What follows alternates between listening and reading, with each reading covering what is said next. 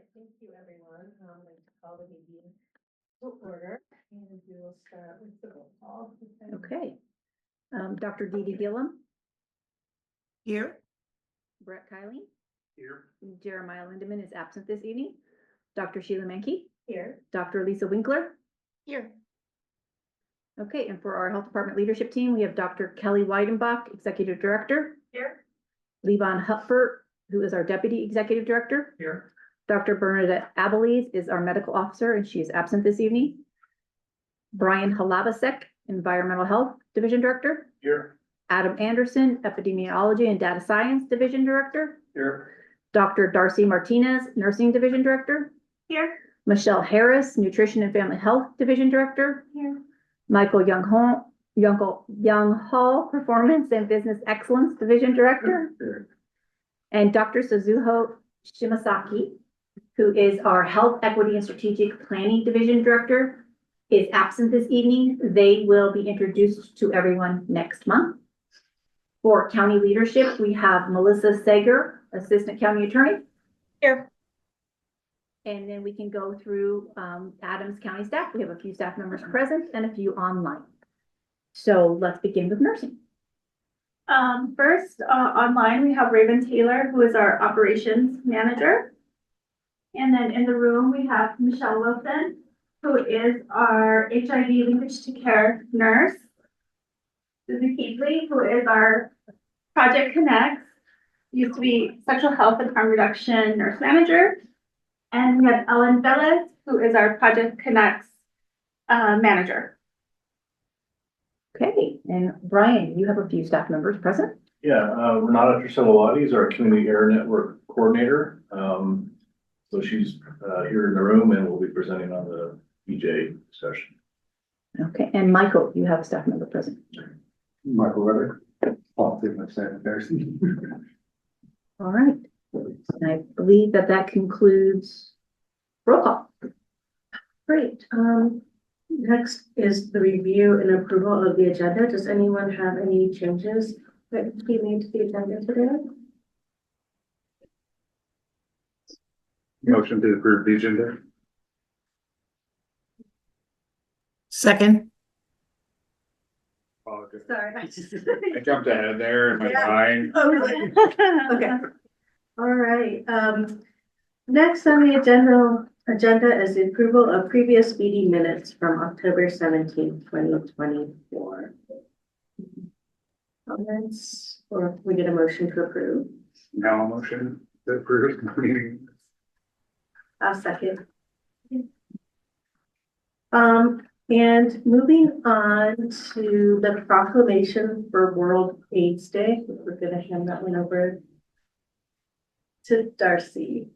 Oh, Are we? can? Yes. Everyone has a copy of it in front of them, Okay. and for those of you would do us the online, honor, Darcy, of reading the proclamation, that would be Well, I wonderful. got my. for those of you online, I will get it sent to you in just a second. Okay. Proclamation for World AIDS Day, December 1st, 2024. Whereas this December 1st, 2024, the Adams County Board of Health approved a proclamation supporting World AIDS Day, a global movement to unite people in the fight against HIV and AIDS, and to remember and honor those who have died from AIDS-related illnesses. And whereas Adams County celebrates the significant progress in addressing HIV and AIDS, thanks to advancements in medical research, increased access to treatment and prevention, and a broader understanding of the virus. And whereas, despite this significant progress, and regardless of age, race, gender, income, education, or place of residence, it is estimated around 1.2 million people in the United States are living with HIV and 13% not knowing. And whereas Project Connects, Adams County Health Department's team, Harm Reduction and Sexual Services team, works to educate the Adams County community about the facts of HIV and AIDS, breaking the stigma and empowering people to take control of their health. And whereas, since Adams County Health Department's inception in January 2023, Project Connects continues to build trust within Adams County providing non-judgmental, accessible harm reduction and sexual health services, including HIV testing, so people may know their status. Now, therefore, be it resolved that the Adams Health Department Board of Health, speaking for you, Dr. Linky, does hereby proclaim December 1st as World AIDS Day. Thank you. Can we get a motion if people are in favor of this proclamation? Motion to approve the proclamation 2024-002 for World AIDS Day. Second. Second.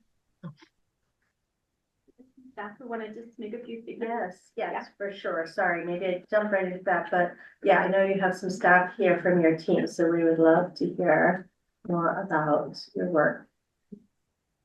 I'll have Michelle stand and just say a few words about World AIDS Day. Hi. I just want to share with you that, in 2024, there was only 81 new cases of HIV infection. 2023. There's only 81 new cases of HIV infection with an Adams County address, but that was a 64% increase over 2022. And the thing that's most troubling about that number is 20% of those new diagnoses were found when they had moved to AIDS.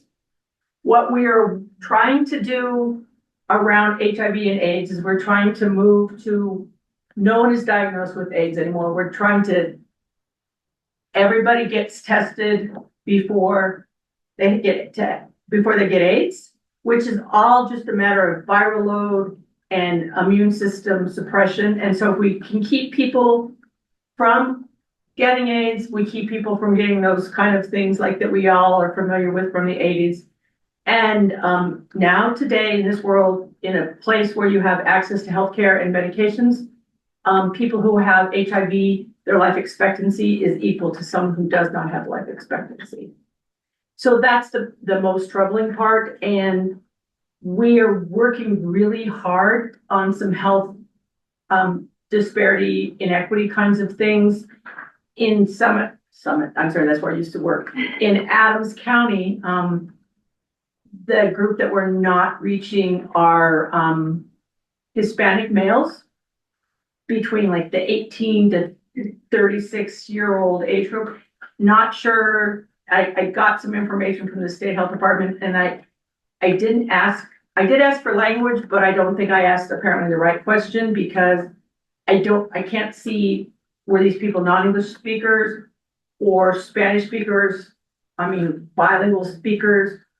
So I'm not sure if we're not reaching people because of the language or because of some cultural issues. The Hispanic population is overrepresented for positives across the country. It's an issue and some of it is cultural, some of it is language, and it's something that we need to work on, and we are working on it. So I think that is all I want to say. Thank you. You're Thank welcome. you for all your work. Does anyone have any questions or comments? Evie looks like. Edie? Yeah, I'm just curious. Do we know with that increase, what the percentage is within the newcomer population? So when I got this initial information, I reached out to the state health department and they were not at all concerned. They had all these things talking about newcomers, perhaps people were already positive when they came to us. No, don't know. I tried to, and then I asked for a bunch of information from them. I got a dashboard. I still couldn't figure it out. Maybe someone who is better at statistics than I am could, but I couldn't. Thank you. Something for us to look into. Yeah, and that is, we have a couple grants and that are specifically targeting that population, because the main runner of the epidemic is still men who have sex with men, typically white men who have sex with men, but they have figured out how to take care of themselves. it's now other groups of people of color, women, and other ways besides sex that are, and so we need to do a better job of making sure that people understand it's not just them, it's everybody. We need to destigmatize HIV testing, that if you get an HIV test, it's not because you did something or you're worried about something, it's because that's how you, everybody should have at least one HIV test in their life, regardless of risks and after risk, and then you talk to your tester about if you need to continue to test. So we need this, we're working on destigmatizing HIV testing. You guys talk about the opt-out testing that you do? So, we typically now we do walk-in testing Monday through Friday, 9 to 4, and then we go to different places and do testing, but we use an opt-out principle so that if you come into me and you say, I want to get tested, or if you come in and you're a client in the sexual health program, you have to say, no, I don't want that. So when someone comes in and wants to be tested, they're tested automatic for HIV, hepatitis C, chlamydia, gonorrhea, and syphilis. Part of that was also driven by the public health order that came, was that last fall, or was it just this summer or last summer? This summer. Okay, just this summer, there a big spike in untreated syphilis and congenital syphilis. So we do an opt-out method. That's to also to destigmatize it, that this is, you just get tested for everything, and then we talk about your risks and your need to continue to test. I mean, it's, when you go to the dentist, you don't not tell anybody that you're going to get your monthly, your twice a year cleaning. This is part of your health. And we're trying to make people understand that having an HIV test, because you may not think you have a risk, but you might. Because there's a big chunk of category where like 40% where it's unknown. And it's unknown to us. Maybe they're not willing to share, but where it's not, we can't find a risk, a target. Well, that population is difficult. Women of childbearing age typically are more likely probably to get some screenings just with. The thing, women of childbearing age,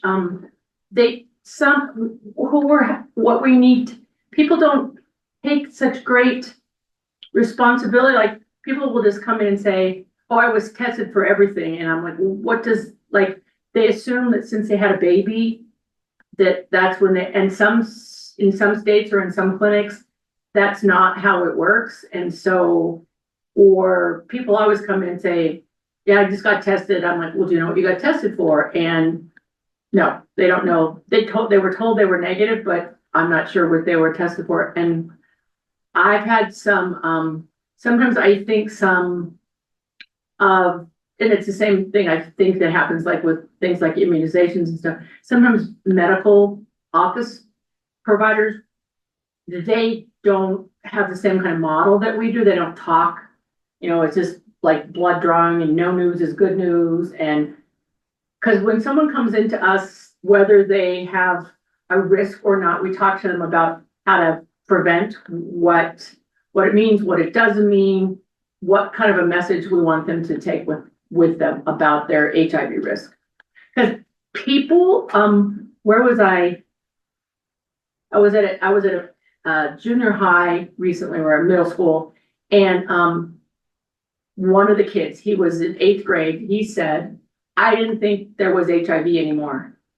So that's a lot of, especially the young Hispanic men that come in that end up being positive, they'll say, like these are like 19 or 20-year-old kids, they'll say, I didn't think HIV was a thing anymore.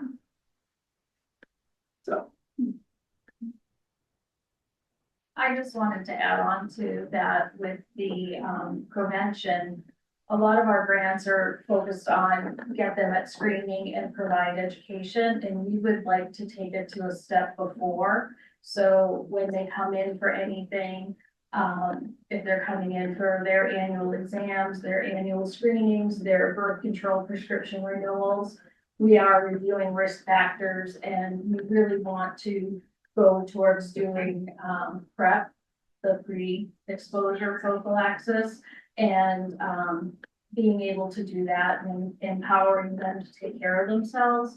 We have recently started doing the Doxy PEP, which is giving them doxycycline after they've had unprotected sex and to prevent syphilis and chlamydia and gonorrhea. So we don't want to catch them at screening and say, well, if your test is negative, then we recommend this. If your test is positive, these are the steps that you're taking. We want to empower everyone to take prevention into their own hands and make those decisions that are right for themselves. And one last thing, there's no HIV specialty care or community-based organizations that support people living with HIV in Adams County. There used to be, and we're working on that with University of Colorado. Sort of, we're going on a model of like I have high blood pressure. I don't need to see a cardiologist every time I go to the doctor because a primary care physician is perfectly capable of handling that. So we're in conjunction with the university infectious disease clinic work so that then they have some backup, like you are a primary care provider and you're not specialized in HIV. And most of the time it's going to be very easy to treat or work with those patients, but then they have some backup. And then I'm trying to get someone up here, some community-based services up here. I knew there was no one here, but an excellent physician who retired out of down at Vivint Health, and a lot of sort of folks that had HIV for long term said, I don't want to drive down there anymore if he's not there. And there's nowhere to go except it's all Rose Medical Center, University Hospital, Denver Health. That's where you have to go. And that's a long way from Brighton. And we're gonna start PrEP next year. That is the most excitement. Free exposure. We're excited. Thank you so much for all that you do and And one last thing, I swear. Please make sure that you let anyone know if they or someone they know has HIV and they're having trouble getting care, having trouble getting their medications. That's what all of our material says. Have them call us. We can get that figured out. We can help them get that figured out. it's good to know. Thank you. And thanks for the proclamation. It's wonderful. Next, moving on to the monthly financial report with Michael Young Hall.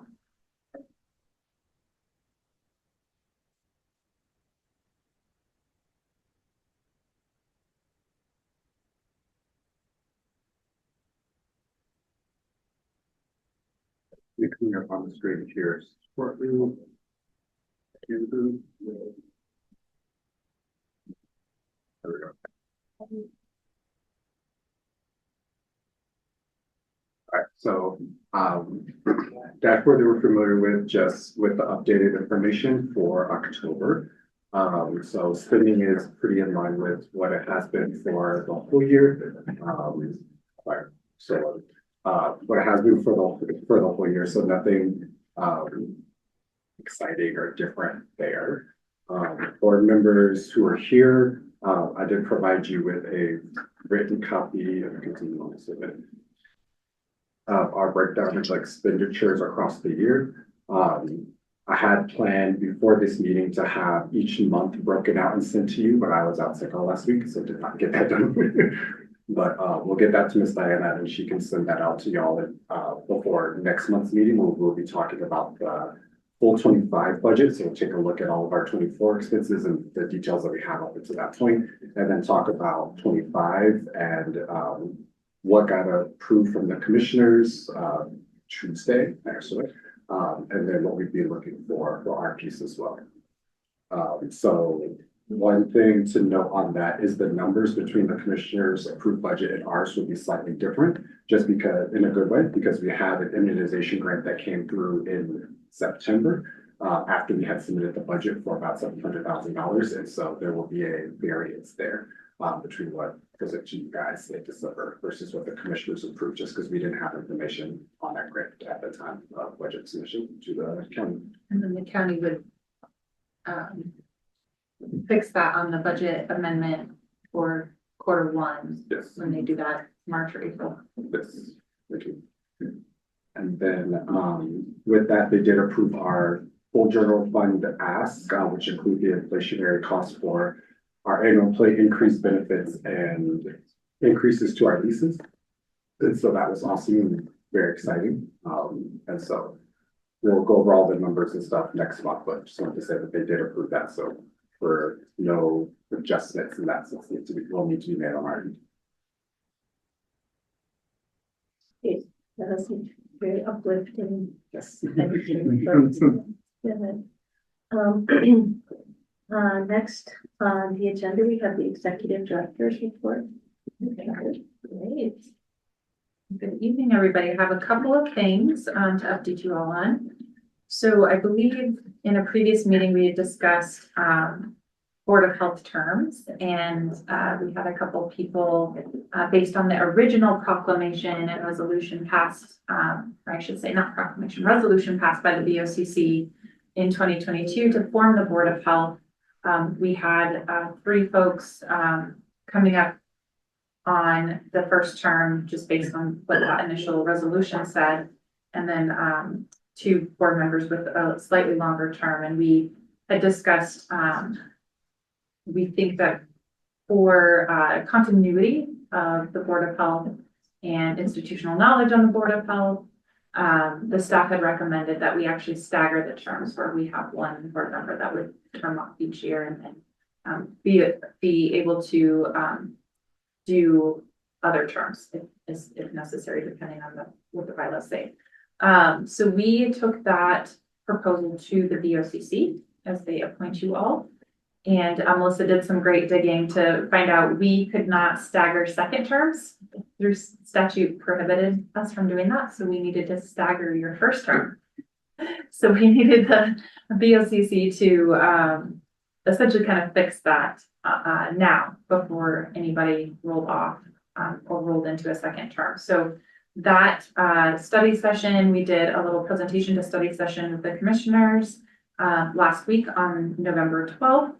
And they approved a resolution to move forward to stagger the terms, and I will just kind of review the terms here. So proposed staggering of board health member terms, and this was largely arbitrary and random in terms of who got what date. So we have Brett Kyling with his first term ending January 31st, 2025. Brett, you have indicated desire to continue on to a second term. So we would then have another resolution appointing you to a second term.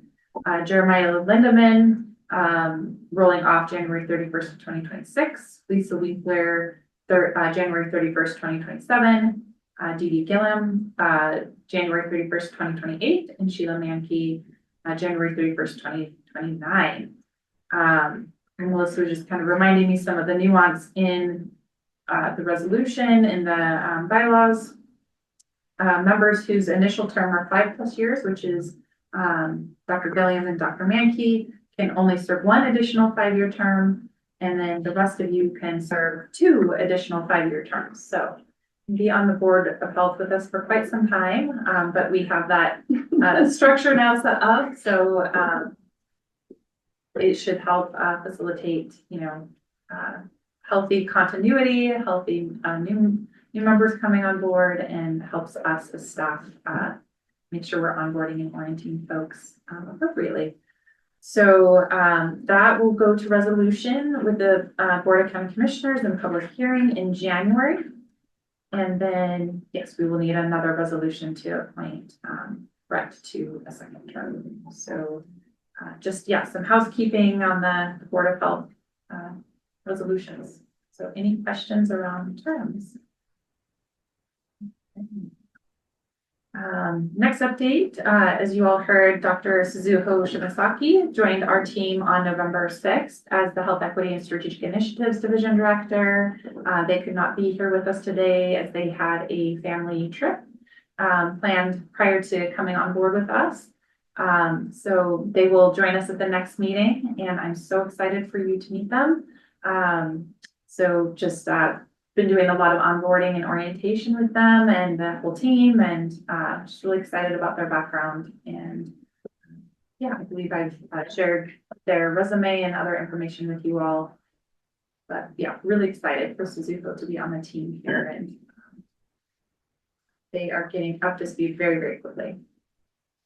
All right.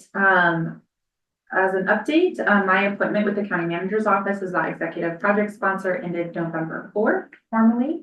The county manager's office is fully staffed at the moment, so there is a new interim county manager, David Frazier. He started in September, and then the 2 deputy county manager positions that were vacant have been filled. Kristen Sullivan came on board with us in late October, and then Dion Stroder started in early November. So I am currently meeting with all 3 of them on a routine basis. I think we're all set up on bi-weekly meetings moving forward as I'm passing off projects to the new deputy county managers, and then continuing that relationship building with the new interim county manager. I believe that the county commissioner will be going out for recruitment for that county manager role once the new commissioners are placed. So I anticipate that recruitment starting in January or February. And yeah, we'll be waiting to see who will be filling that permanent role. But my relationship with the county manager's office is incredibly important. We get a lot of work done and have a lot of common goals and dependencies upon them. So we'll be continuing with that. Yeah, so, and then I'll just mention that Levon and I and others are working on meeting with the newly elected county commissioners. We've been in communication with them throughout the campaign and have in many cases previous relationships with them, but really excited to start meeting to hear some of their vision. So this is Julie Mullica and Kathy Henson. Really excited to hear their vision for our department for public health in the county. And we'll be, just hopefully having ongoing discussions and dialogue with all of the commissioners moving forward. Inauguration, I believe, is in mid-January. So excited. They both requested meetings with us prior to inauguration. So prior to the holidays. So we're working on getting those meetings secured. Actually, we have one tomorrow. So really exciting. I think that's all the big stuff I have. Questions or comments? Kelly? Kelly, just, even though your formal appointment is November 4th, I know you're attending the kind of regular meetings with the county's office. Are you still going to continue those, like the executive meetings or no? The ELT meetings? Yeah. No, I am phasing myself out of those meetings, Okay. but we'll be keeping individual touch points with each of those staff members, depending on the project and the department that they're overseeing. So working on passing on a lot of stuff. They're still very much onboarding. So a lot of meetings are needed just to kind of continue transitioning things. And then, yes, so I'm not sitting on the ELT formally anymore, but we are kind of taking a look holistically with what they call the senior leadership team, which are the department heads, and we're just looking at how we all operate together. And so there's retreat in early December to kind of vet that a little bit more with the new leadership in place. So a lot of good momentum and energy around just taking a look at like, you know, what can we improve, process improvement types stuff. So yeah, and then those individual relationships really, really important. So great.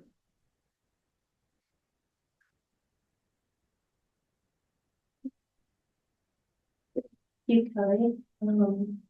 We will now move on to Deputy Executive Director's report. Lisa's in this number, is that the person? Oh, yeah. Lisa, do you have a question? Or Is that the comment? cursor? Oh, that's the cursor, sorry. Sorry. It's like on your third. Thank you. By way of update, I wanted to mention, we held on November 7th, our 25 community engagement plan meeting. And so, Sylvia Kamu Small, she's our manager of health equity and community engagement. She leads that for us out of HESI. But we held that at Montview Elementary, Aurora, and all 6 of our divisions were represented. We had community members from nonprofits. We had several students from Adams 14 and several parents. And so it was a great meeting. It was sort of year 2, but really the first year of kind of an entire calendar year. We are going to wrap that community engagement plan up in January for 2025, and then we'll present that to you probably in February and show you the findings and what the plans are for how to engage community. And we've shared our spectrum and some of the parts of it with you before, but just to sort of tease that for February, we're really excited and the engagement was really great. So that's the update.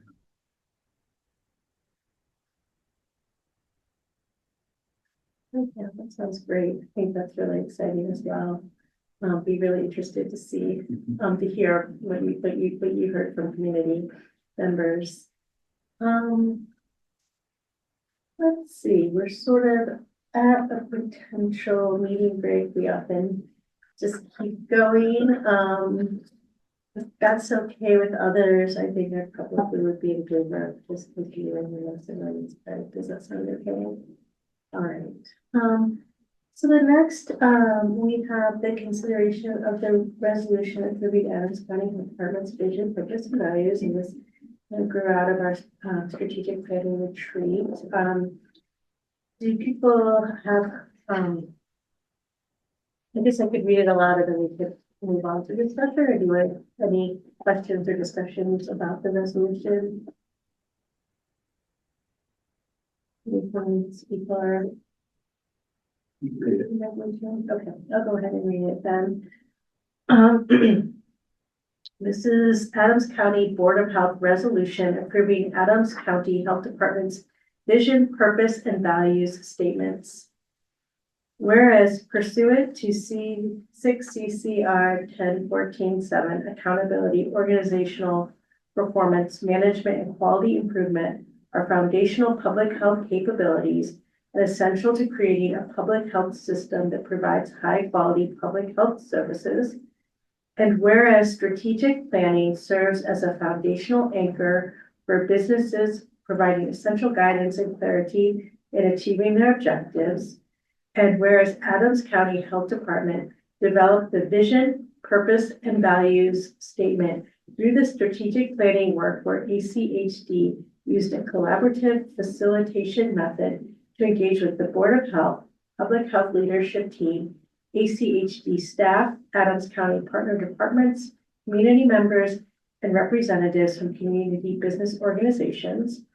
And whereas the vision, purpose, and values statements establish a clear and unified direction for the work and decision-making of ACHD, guiding both internal and external stakeholders in understanding ACHD's strategy, culture, core goals, beliefs, and intentions.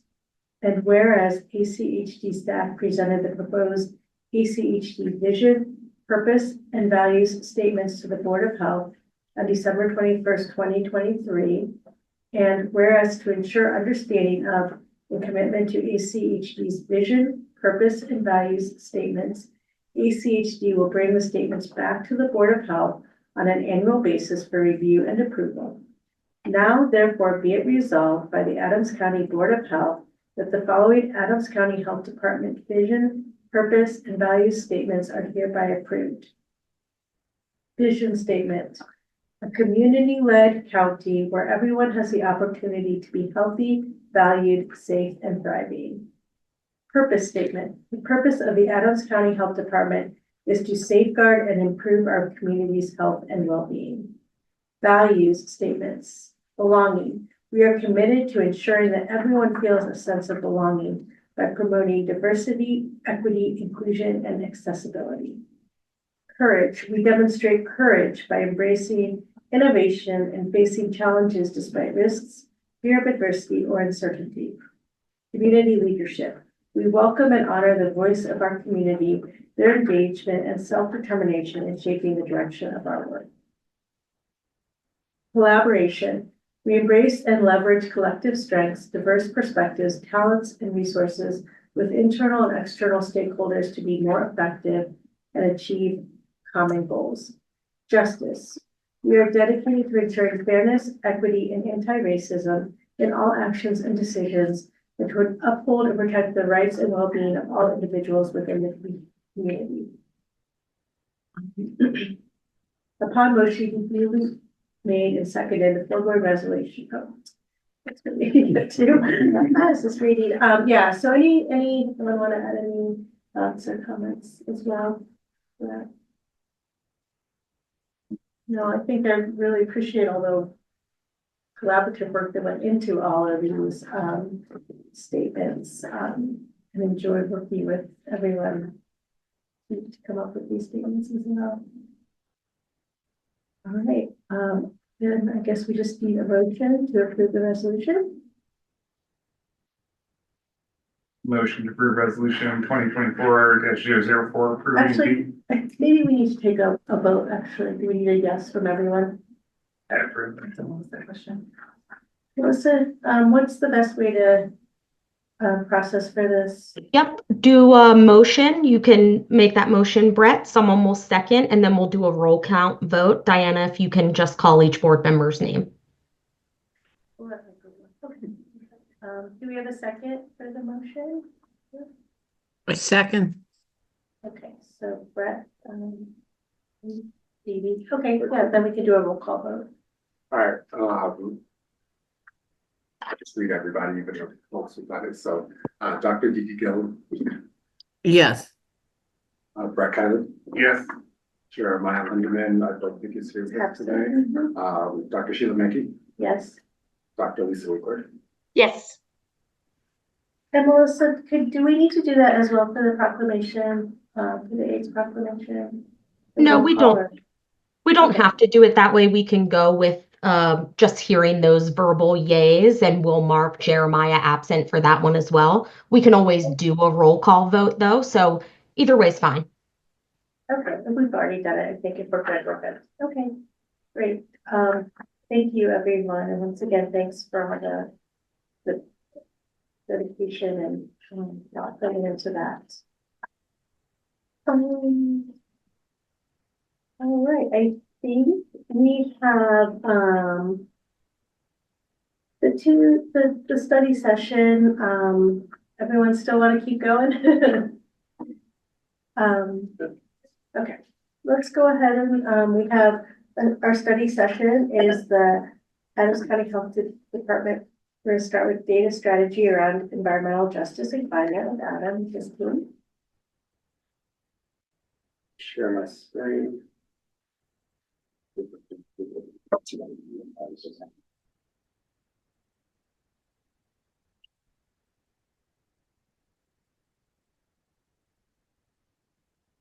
give me just a second. Okay.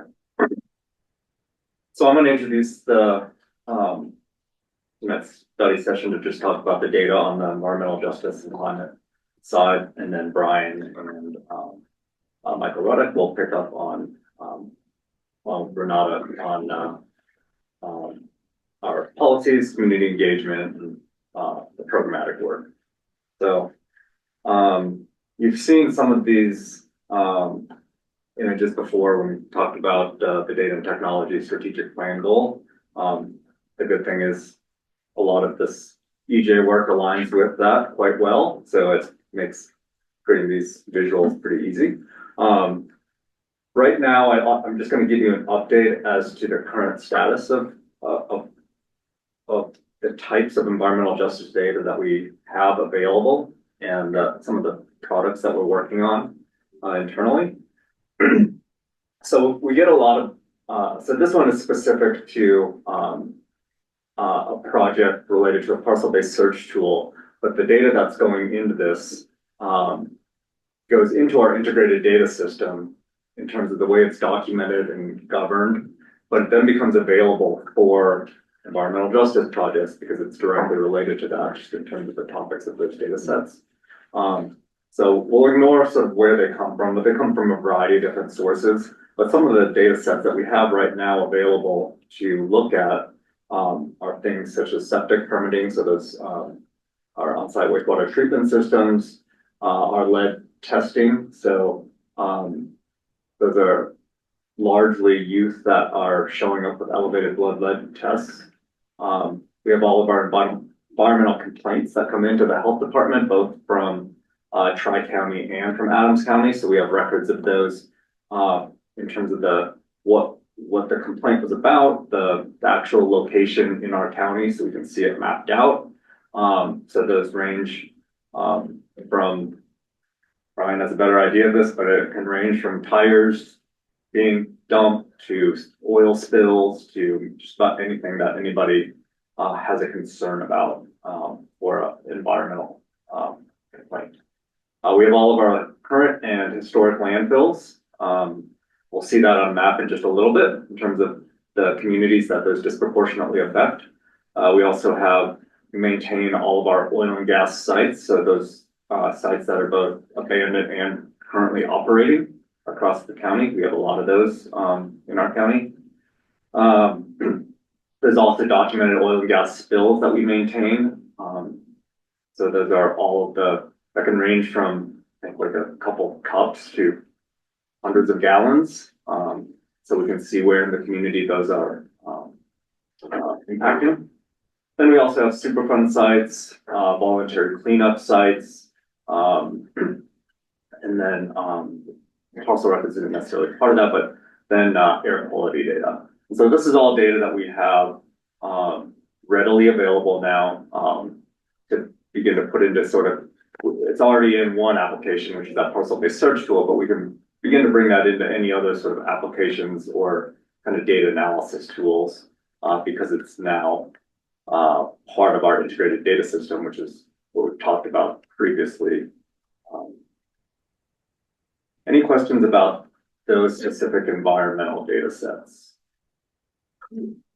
Quick question, when you say parcel-based search tool, that means like by a given like piece of land, you can. Yeah, sorry, there's an actual, it's not a program, but it's a individual in the environmental health division who helps facilitate those requests for the public when a parcel is being sold and they want to know potentially what remediation they might be then responsible for by purchasing a parcel. So they track down all of these types of issues and then return that back to the prospective buyer. And just add, we get a lot of like, I heard like phase one is inquiries. And so this really helps us sort of pull together by a parcel all of the information that's on there versus like having to search all over the place and different files. This is kind of a nice one-stop shop for researching the property for everything that it has on it. So that's the concept. And a lot of those items that they're looking for are directly related to environmental justice concerns. Previously, those would have been really disparate data sources and hard to get. You might have to get a spreadsheet here or an application over here. So now it's, pulled into one search tool. Yeah, you can kind of see where all those data sets are coming from. And so it's being able to consolidate a lot of that into essentially data systems that we can manage and make available to folks. So the second part of that, so obviously we can look at those environmental issues of concern, but then we can also look at those health issues of concern. So deaths due to any cause that we may be interested in. We can look at asthma prevalence and in addition to asthma, say hospitalizations, heat-related illness, birth defects, cancer, built environment data. So that might be around oil and gas operations. It may just be zoning for different land uses that would allow say industrial uses that could potentially have an impact on health. And then also communicable disease. So some of some of the climate data and, it's largely a lot of the climate data has impacts around communicable disease as it relates to, obviously like West Nile or increased water or precipitation with certain types of temperatures, can cause increases in that. And, just even the way Adams County is growing, lots of prairie dogs in some of those fields. And, so paying attention to that. So that all then, all those aren't necessarily in our integrated data system now in terms of those health items, but those are all, a lot of those health items are actually a lot easier to get just based on those are kind of our core data sets as a public health department. So all of those things, we can put together into applications that allow people to answer questions. So a lot of the questions that we need to answer right now are related to our sort of core operational work. But now we're sort of expanding that out into our strategic plan goals around environmental justice. So the tools that are currently using this right now are as I referenced, that property-based search tool. We also have just a population health dashboard that you all may have seen that was created a few months ago that we'll take a look at really quickly. And then also, we're working on putting together the data team with environmental health, this environmental justice dashboard. Initially, some of the things that we're hoping to answer would just be where are the areas of highest exposure to environmental justice issues within Adams County, and then which communities are most vulnerable to environmental justice issues in Adams County. So really quickly, this is just we're going to actually look at this spend a couple minutes to look at this dashboard, but this is, if you were to put all the data sets together in that search tool, that's kind of what that looks like. And then we've got our population health dashboard that we'll take a look at really quickly. So let me close this presentation.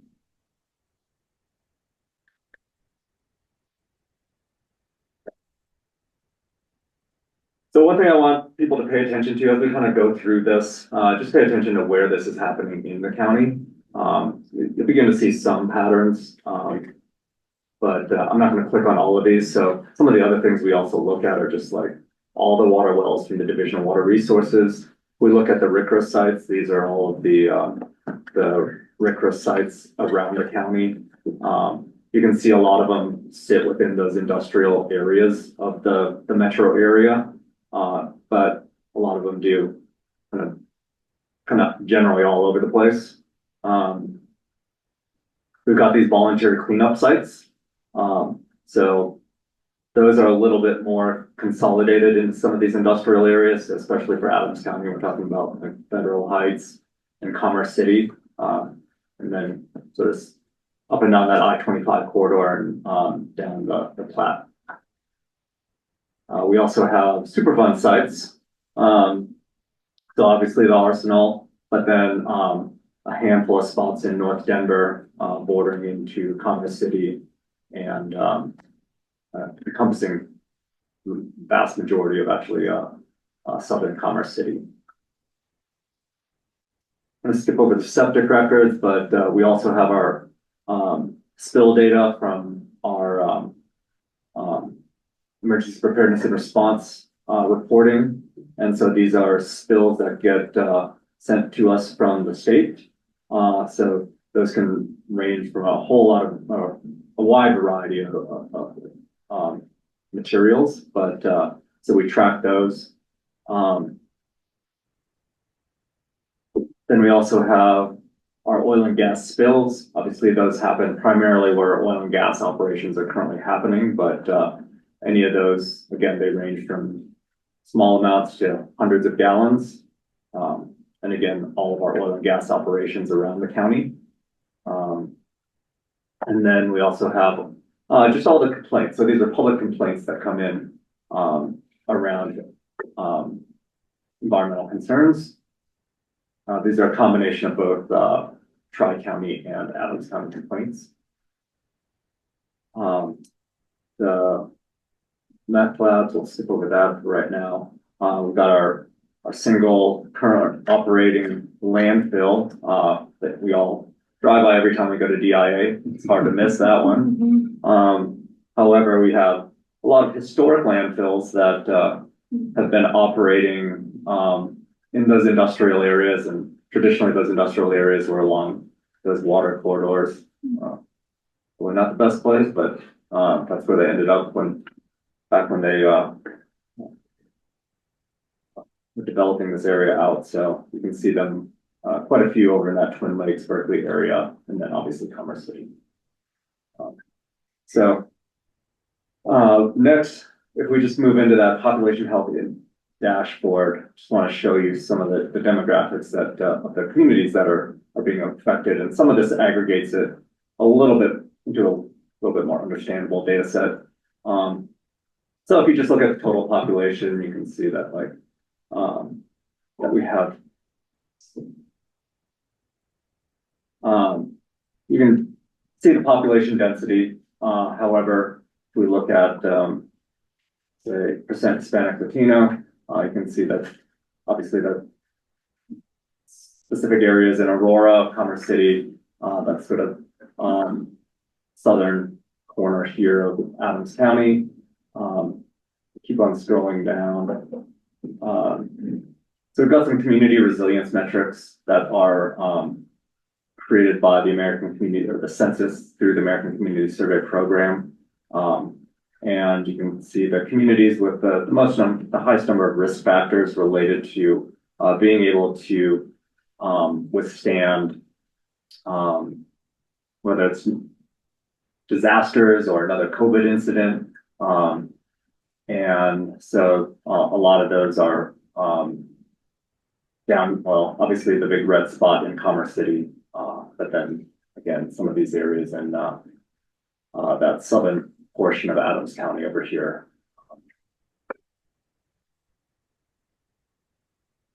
Then we have our own, what we're calling opportunity and community,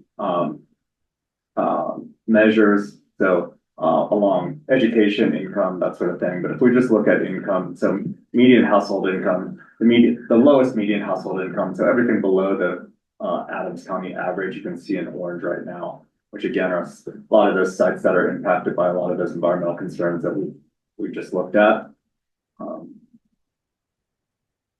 And so there's a whole environmental justice portion of this site as well. And this EnviroScreen indicators, these were measures created by the state health department, but we can, just the county as a whole, has, sits in the, kind of the highest percentile for, these environmental concerns. This one, the environmental exposure, so it's in the 88th percentile for just exposure to, you can see pollution, particulate matter, noise, air toxic emissions, a lot of these things that we're constantly worried about. So, this is the mapped out sort of version of those scores. And if we look specifically at the pollution and climate burden score, we can see again, those same sort of areas are continually pop up, in that Commerce City, Aurora, Twin Lakes, Berkeley areas, of the county. And then this is just this is kind of the same data that we had looked at earlier, just in a slightly different form, related to Superfund sites, voluntary cleanup sites. The last thing I wanted to show, is just the health outcomes. So we can look at current asthma prevalence. Again, this one, we could definitely add some more into this dashboard, related to health outcomes specific to EJ concerns. This one's the only one to highlight, but this is survey-based data, and it's just for adults. But it was the one that, you know, we look at first, especially when it comes to air pollution data. So, but we see a lot of the same communities affected. any questions about the data portion and what we're doing related to, DJing climate? Some of the other things that we're hoping to do is also collect, or that we're working on right now is collecting data just related to climate. And so, the amount of precipitation every single day for the last 30 years, the temperature every single day. So that way we can look at it related to, obviously, things such as heat-related illness or those kind of, those at least at a minimum, those obvious connections. And then Brian's division has been doing a lot of air work for a long time now, and hoping to get that data into our integrated data system as well, so we can look at that air data in conjunction with our health data as well.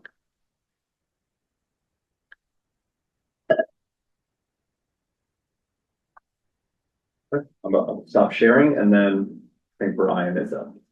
Yeah, just real quick, are you, for any of the work that's going on, or as I think about going into legislative season, working on pairing some of the demographic data, just being able to overlay that information? So I think we have environmental health on one, and then a lot of the demographics.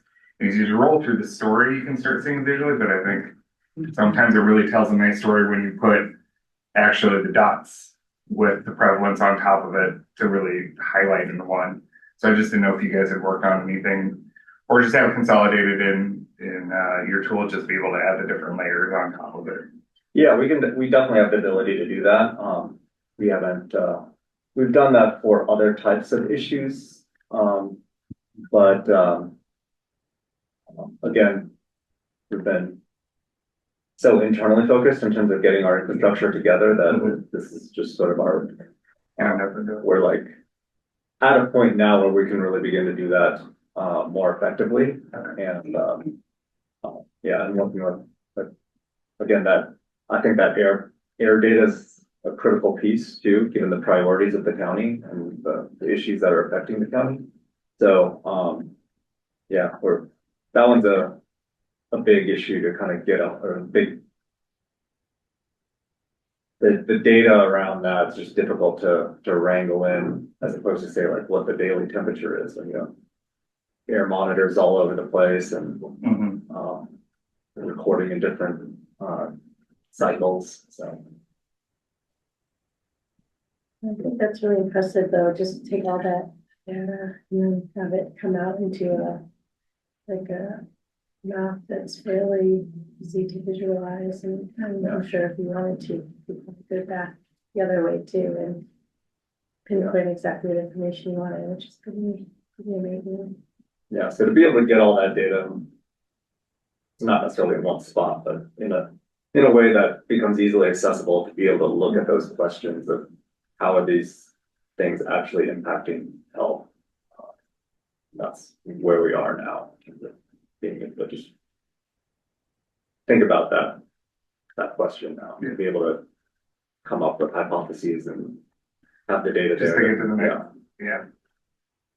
It's pretty amazing. I just want to note, like, we're in our second year of operation, and to have these types of dashboards in place, many local health departments don't have anything like this, even after operating for years and years. So it's pretty remarkable what Adam and the team have been able to put together in a short amount of time, and what a wealth of information we have because of that data infrastructure and the analysts and all of our staff looking at this. So, and I just know the types of products the team puts together are just, very digestible, easy to understand, and really allow us to look at a number of things all at one time. So it's really exciting.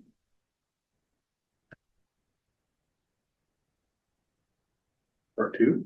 Yeah, let's go. All right, I'm actually gonna turn over to Michael and Renata. They're gonna take the lead on this, a few slides. I will fill in some gaps here and there, add some points, and then I think, so they'll go through some slides, and then really kind of hoping to hear from you all too, as to like where you think, the board can have more of a role and influence and support and that kind of thing. So I'll turn over to, I'm not sure who's starting off. Michael, I think you're starting off. Yeah. Hi, everybody. Happy Thursday. Happy almost Thanksgiving. Thanks, Brian. You know me, you know Brian, so I was thinking maybe we could just start with introducing Renata. I don't know if everybody's met her. Renata, do you want to introduce yourself, give a little background? Yeah, sure. Hello, everybody. It's my pleasure to be here today. My name is Renata Trisilawati. I'm the Community Air Network Coordinator under the Environmental Health Division. I am also part of the Commerce City Environmental Policy Advisory Committee, along with Dr. Darcy Martinez. These two involvements allowed me to hear a lot about environmental justice and the works in it that are also aligned with my original passion in environmental and climate justice. That's my Yes. introduction. And I consider, she has an official title. I consider kind of our climate and community engagement czar. She's amazing. I bring her in on pretty much every policy meeting that we have. And she led our submission of the Community Change Grant, which involved many, many different community groups and other municipalities. And what is it, like $3 million? $3 million for that one. So to the EPA. So that was a huge lift and she really led on that. So we're here to talk about climate and EJ broadly. Obviously, there's a lot going on in that space. You know it instinctually by just being a member of this community for as long as you have. The data obviously backs that up. There's stuff going on at the staff level. There's stuff that you hear about from your neighbors and community members. There's policy and regulatory things that are happening. And for a local public health agency, there isn't always necessarily like a blueprint. Working on climate and EJ aren't necessarily core public health. It's certainly getting more health departments are taking it on, but there's not a tried and true roadmap. And yet, you know, again, because you've lived in this community and represent it, you can't, when you tell people you're part of the health department, oftentimes people ask about Suncor or Magellan or Commerce City broadly. And so it's important to talk through these things. We're hoping that today sparks kind of like an ongoing discussion about what our combined role could and should be. We're going to keep saying this throughout the presentation, but we're going to ask you to consider today, long-term, what the role of the Board of Health could or should be when it comes to EJ and climate. What is your role? What are levers that you might have? That's not something we're going to ask you to answer today, but just to think about over the next few months. But we are going to also tee you up. We're going to go through different partners that we think could be good to hear from. Because I think just starting with who are the community groups doing the work in Adams County? Can we build relationships between the Board of Health and those folks that are already doing the work, or governmental agencies, or research organizations, or statewide advocates? So we're going to run through that and kind of hopefully get your feedback on over the next few months, starting in 25, who we should bring in to start building those relationships. So why are we here? You all have talked about EJ and climate being a priority before. Brad, I know you've talked about Suncor and water, and Sheila, the work you do, not in your official capacity, but, volunteering with Hawk and all those, and Dee Dee and Dr. Winkler, everybody's kind of mentioned this. If there's an alignment between staff level and kind of the Board of Health level, that creates, I think, more political power for us, not just necessarily in how we engage at the Colorado legislature, but if we're all singing the same tune and kind of moving in the same direction, and the community advocates know you and they know us and we know APCD and AQCC and the state and federal regulators, I think we have more agency together. And then we have heard requests from community for the health department and to get more involved in EJ. So next, about the request from the community members that I keep hearing when working on the program, the Love My Air program, that the community identified we need to build better relationship with the government and community, mainly to foster trust and willingness. I heard from the community, especially in Commerce City, that all this time they lost trust in the government, and we need to work better and harder to gain their trust. And the environmental justice grant, the state in EJ grant in providing water filters is one step to build the trust with the community, so they can trust the drinking water again, and trust the government entity that we want to provide the best for the community.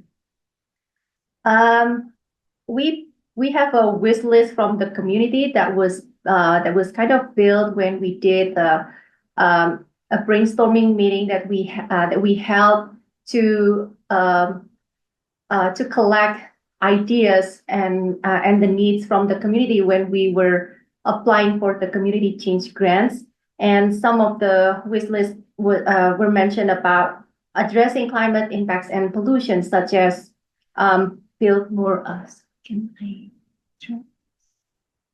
Here. Oh, like resilient and healthy homes, planting more trees, cumulative impact and assessment, and transit solutions. They also identify the desire for government partners to give them agency for themselves, like more some power sharing with the government, so they can also have a say or to help shape the policy decision making in their communities. So they want the relationship with us to be really close, but they also want space to kind of have some agency of their own. A little background about environmental justice. Like, what is environmental justice? There are several definitions of environmental justice out there. One that we use a lot is from the EPA, that is also quoted by the CDPHE. Environmental justice is the fair treatment and meaningful involvement of all people, regardless of race, color, national origin, or income, with respect to the development, implementation, and enforcement of environmental laws, regulations, and policies. This goal will be achieved when everyone enjoys, one, the same degree of protection from environmental health hazards, and two, equal access to the decision-making process to have a healthy environment in which to live, learn, and work. This definition, in my opinion, aligns very well with one of Adams County Health Department's values, which is justice, that we have just heard today. Background about environmental justice in Colorado. We have Environmental Justice Act that was passed in 2021, which is House Bill 21-1266. And some outcomes that came along with the act were creation of the Environmental Justice Action Task Force and task force recommendations, created Environmental Justice Advisory Board, created initial definition of disproportionately impacted community, created environmental justice ombudsperson within the CDPHE, required environmental justice summaries by permit applicants for new and modified sources of emissions, encourages additional community engagement with DIC communities, and Colorado EnviroScreen. Colorado EnviroScreen is the tool that is built by the state and in collaboration with some schools to help identify environmental and health burden across different communities. So far, is there any question? If not, we can move on. Just some background to a lot is going on. And this is not an extensive list, but just to underscore the different places we could get involved. maybe you all think, we should be spending all of our time on Suncor specifically. I don't know if that's what you think, but we'd love to hear about it. But here's just an example of some things. There's state rulemakings, right, that the Air Quality Control Commission works on. This year, they just did cumulative impacts for oil and gas. They're doing ground level ozone rulemaking that they just announced. They're doing a rulemaking around landfills. The state implementation plan as we move further out of compliance with EPA standards for ground level ozone, and air toxics as well this year. That's, again, a partial list. When it comes to Suncor, their Title V permits, which are issued by the EPA and APCD, those are the major air pollution permits. Those kind of got sent back to Suncor. Only a few part of them were reopened for public comment. So right now we're working with the environmental team at the county on what these changes mean. There's a rulemaking set for that permit. It's really, really technical. There's an active lawsuit against Suncor from the community members that are represented. Green Latinos, I think Cultivando is listed, 350. Earth Justice is the group that's leading that. So there's always a lot of stuff going on with Suncor. Their Title V permit for their other two plants, 1 and 3, are going to be up, I think, next year. Always stuff going on legislatively. They're working on these ESHAs that came as a recommendation from the Environmental Justice Task Force. It's going to look at like a cumulative impact assessment for 2 areas in Colorado. Doesn't really have any teeth in it necessarily. It just kind of shows here's what the cumulative impacts of living next to a highway and a major petroleum refinery and industrial manufacturing, like what that does to your health. And so we'll see how those go. I don't think they've actually picked the 2 areas yet. Mobile home park testing is going to happen as a result of some legislation. Important to remember that last year there was a big deal between the environmental groups, oil and gas, and Governor Polis, who struck a deal to essentially, we're not going to do any oil and gas or fracking related ballot measures or legislation for the next 4 years. In exchange for, they passed a bill that created a new fee to fund multimodal transportation. I don't think that's going to last based off conversations I've heard with groups that weren't in that deal, but we'll see. And then there's stuff going on at the staff level. So I sung the praise of the Community Change Grant Award. Hopefully they get that contracted out before January 20th when administrations switch over and the new administration possibly claws all that funding back. But environmental justice is in our strategic plan. We've got the state EJ grant with Groundwork Denver and Women from the Mountain. Commerce City North Denver EJ Forum, Metro Denver Partnership for Health, Climate Work Group. And then we are working on some citizen community town halls for next year, which aren't necessarily climate EJ focused specifically, but are intended to invite like average residents out to meet us and our leadership and our staff programming and build community more in that way. So again, questions to think about in the long term. Although if you have thoughts after I go through this, please just jump in. What should the Board of Health's role be? You could be a collaborator, right? You're the entity that's like bringing groups together, maybe help, obviously with our help, but hosting events, hosting forums to talk about EJ, utilizing our data expertise and our policy expertise. Is it as a policymaker? Do you maybe, figure out after you bring in a couple different partners and they're all saying we need to fix permitting in Colorado? Go tell me to go, change legislation. We can do that. Also, EJ and climate will be in our legislative priorities for next year after feedback over the summer. So that'll be an opportunity to proactively pursue policy. Are you the piggy bank? Are you able to identify staff level funding, community gaps in funding, et cetera? Obviously, there's always a need for that. We hear that all the time from community groups that like the lack of sustainable funding in and of itself is difficult. They rely on volunteers and promotoras, unpaid promotoras. Or is it the bully pulpit, right? That's important. Like when people think of health in Adams County, you can't not think of Suncor and Commerce City and a lot of the environmental racism and injustice that we have. So what are some of the ways that that could look?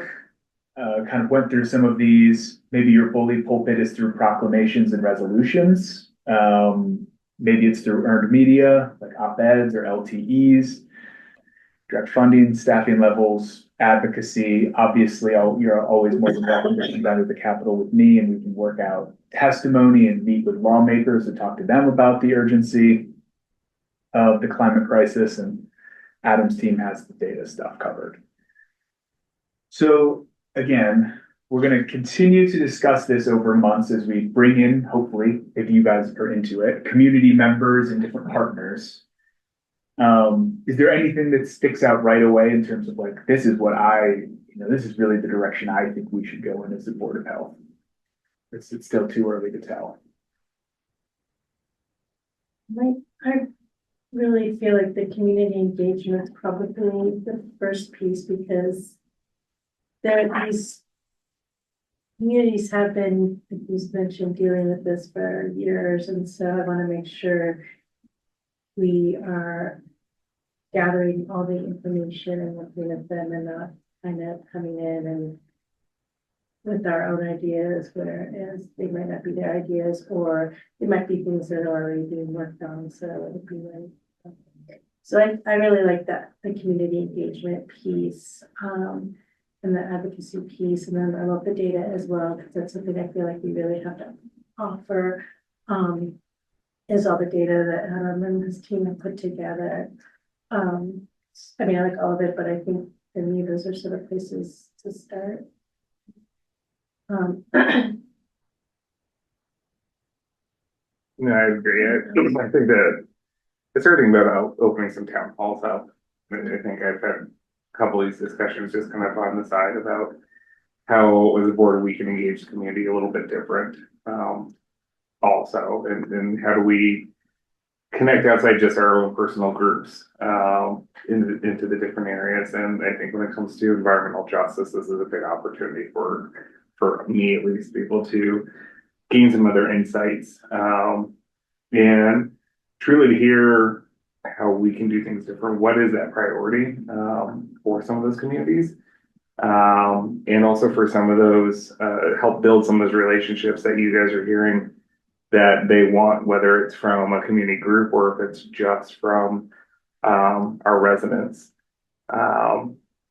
And how do we do that? Not just, I think the other side is thinking about, while there's the big opportunity, Adam's data already showed it just right here, Commerce City, big piece, but also how do we make sure we're connecting with Eastern Adams at the same time? Because I think they have their own environmental justice opportunities out there that I want to make sure that we're also trying to pay attention to. So just how do we think about how options or different things to be able to get their voice in there at the same time. And then outside, I think it's how do we turn that then into, take that information into the next steps is really the secondary question. I think gathering that information is what's going to drive into it, between whether it's earned media or really kind of the advocacy kind of side of it. I'd love to be able to provide direct funding. I think it's just a tough environment right now for it from that standpoint too. Mm-hmm. Well, I don't know, direct funding piece, we will have enhanced support with looking for, proactively searching for and writing applications for different fundings. We have it now, but we'll really focus starting into 2025 and beyond. And so it won't be just like a staff person who has a full-time job doing something else. We have specific folks who will be dedicated to this work. And so we'll have more opportunity to find those opportunities to bring them in.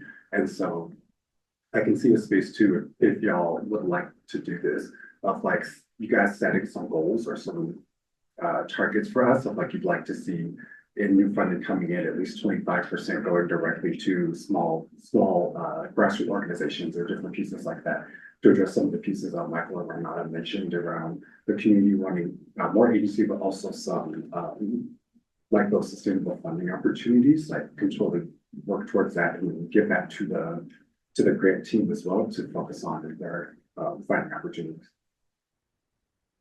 Great. I think also just so that we can really be that help voice, because what I hear often, I mean, it's not very hard to know that there's a pollution problem in Denver. You just look out your window, but really being able to make that connection that this is impacting the health of our community. It seems obvious to those of us here, but I think that the industries and others want to keep saying that there's no connection, or that, you know, there's somewhere that we have to prove that there's a connection. Or I think that being able to have that expert voice of like whatever they need it just to kind of raise the sort of to really drill in that the health impacts. I think that be able to do that voice with community too.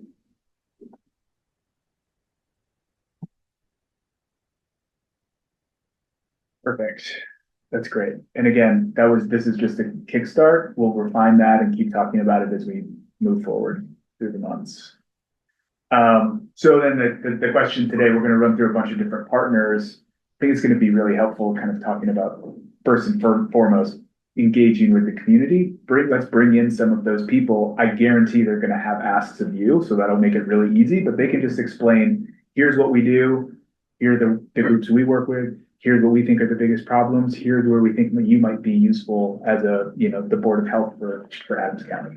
We're just going to run through those groups, and hopefully I have a sense of which side I think, or which kind of background that you'll lean towards prioritizing, but we'll see.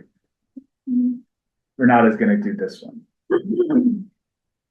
For the possible speakers from community groups, these lists are the community groups that I know, and I heard a lot with their work in environmental justice. Like Cultivando is very vocal. They are very focused in Commerce City and the area near Suncor, in advocacy as well as in programmatic. Groundwork Denver and Women from the Mountain, they are specifically our partners in the state EGA grant provision in providing water filters. And they are very focused on, especially Groundwork Denver, in youth and workforce development, as well as Women from the Mountain. They are also our partners in the community change grants application for track 2.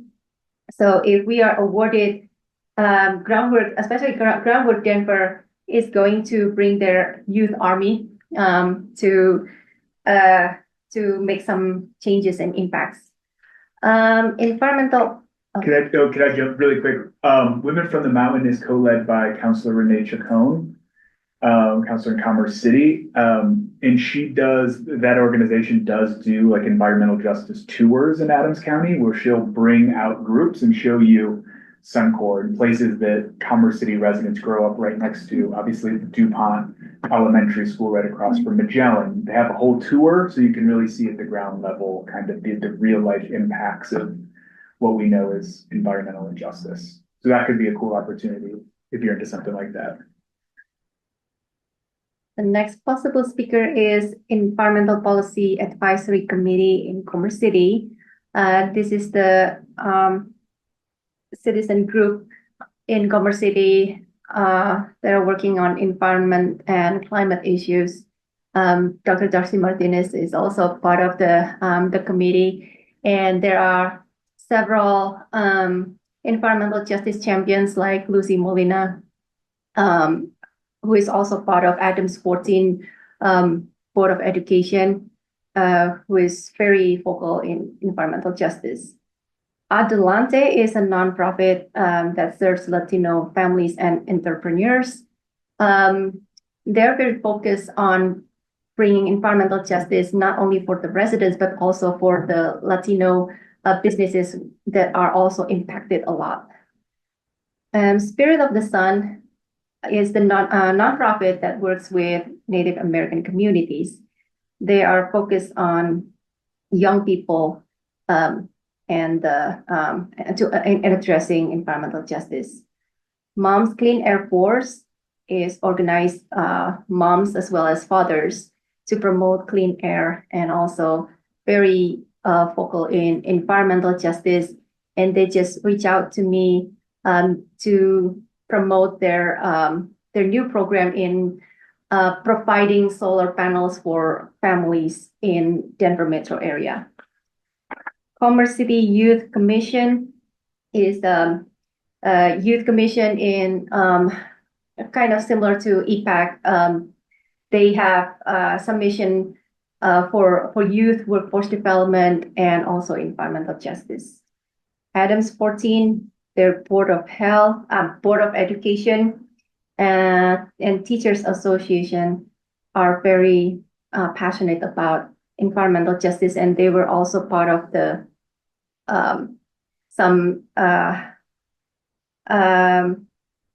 the press release for the Magellan pipeline. And last but not least, Black Parents United Foundation, or BPOF. They are a nonprofit who are focused on environmental justice in Aurora and Commerce City. And they are also partnering with Commerce City in applying for community change grants. Yeah, so all of these groups, I mean, they're listed because they do work right here in Adams County. And some of them overlap with that work, but all super important. And I think would be great to connect with them and learn about what they're doing, how we can help. The second bucket is kind of government regulators. I'm not going to read all of these off. I think you know most of them. It's the EPA, it's the state regulator, it's the AQCC makes the rules, APCD enforces them, right? At the RAC and others. I think they would probably be more helpful to bring in after those discussions with community and maybe once we kind of highlight some issues. I've spoken with APCD Director Michael Ogletree. I know Brian knows him as well. He said he's interested in the future and coming in and building a rapport with you all. So plenty of options here.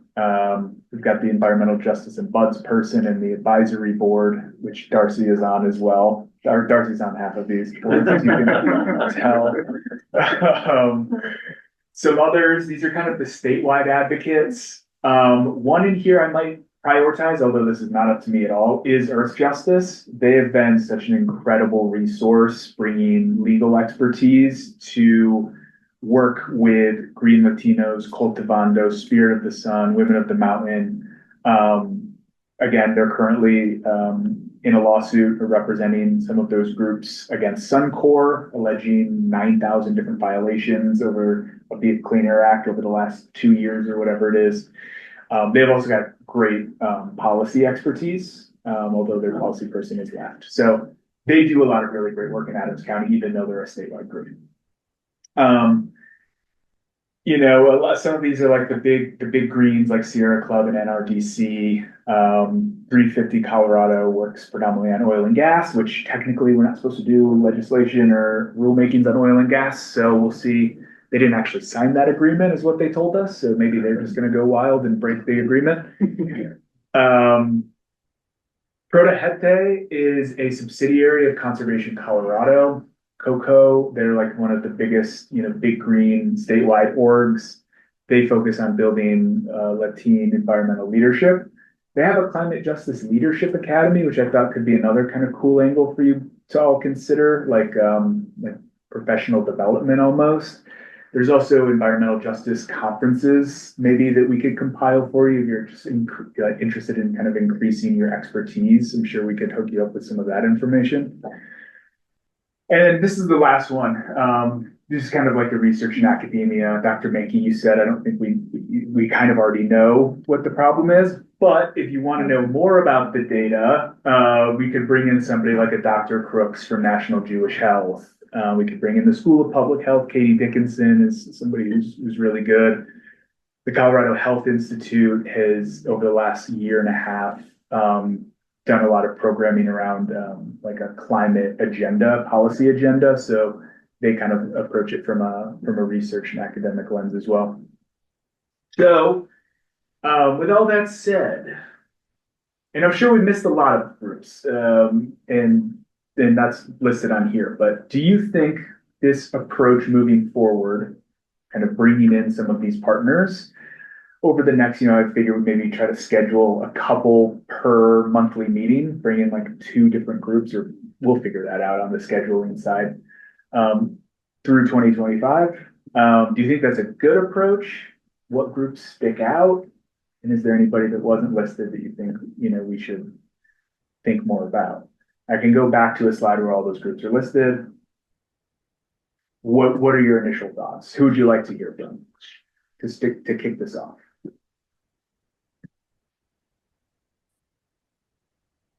I would add to the list physicians for social responsibility. Very interested in Adams County. Okay. They'd pick up that clinical piece a little bit more for us. Okay.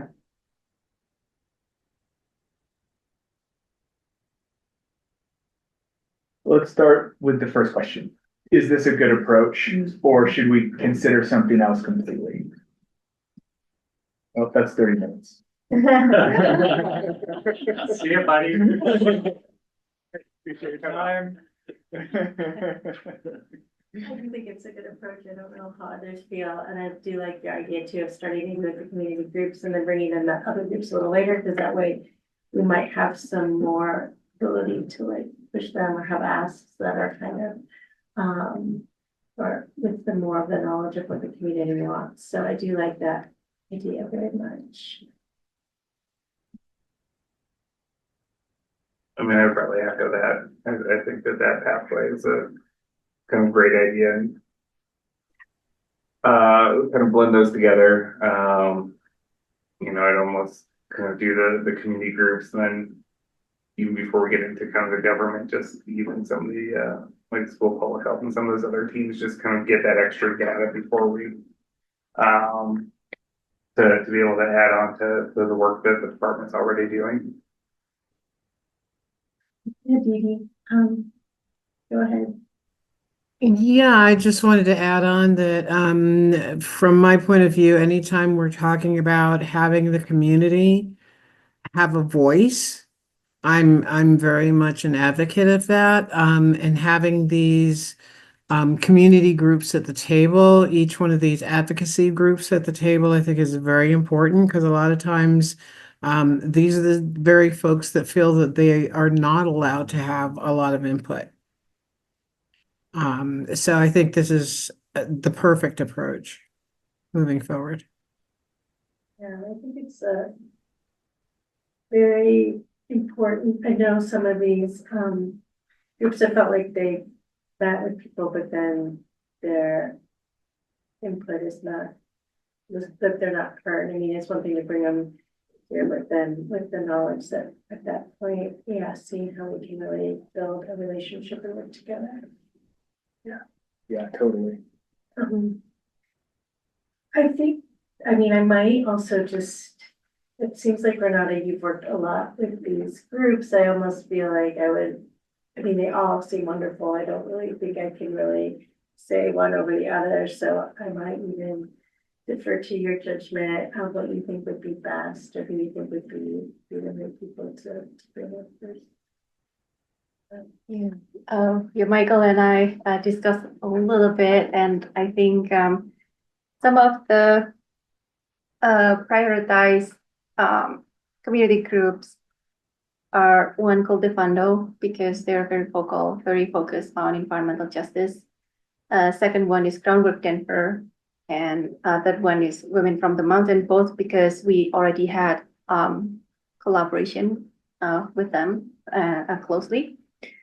And these three bring, I think, healthy and various perspectives that would be very useful for us.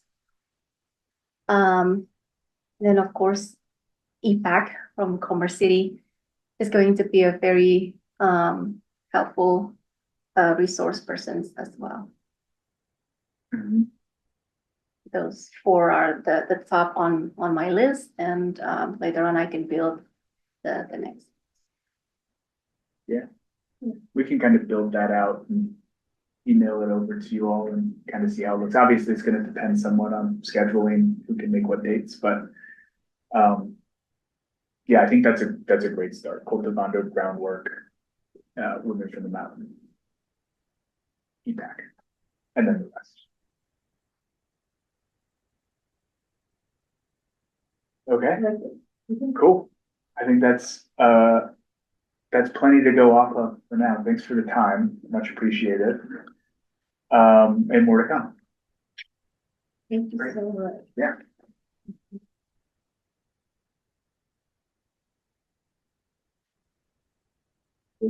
Thanks, Al. Do nothing. Hey, I think we're sort of waiting for the end here. Any comments, announcements, or other business?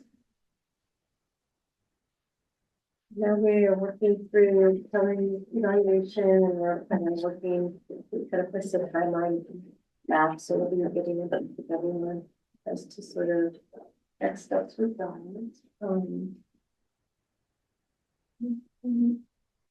Else? No, with that? Darcy, did you have anything? No. December 1st. In the EJ area.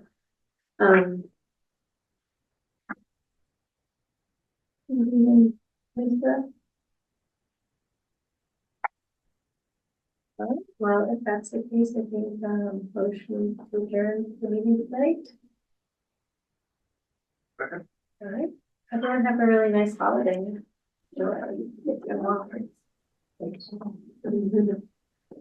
Thanks. Have a good night, guys. Happy Thanksgiving, everybody. Thanks.